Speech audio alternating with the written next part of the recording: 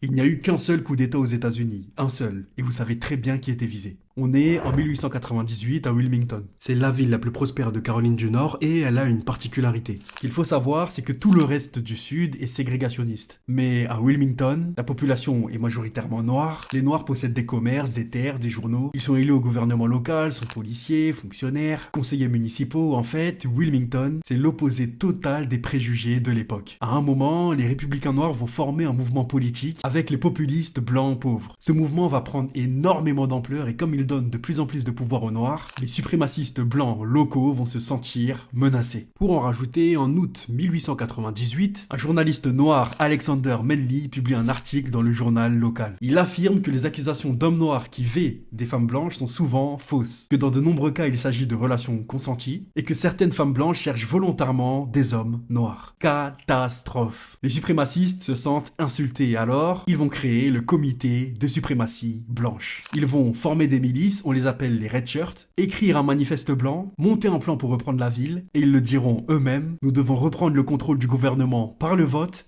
ou par le fusil.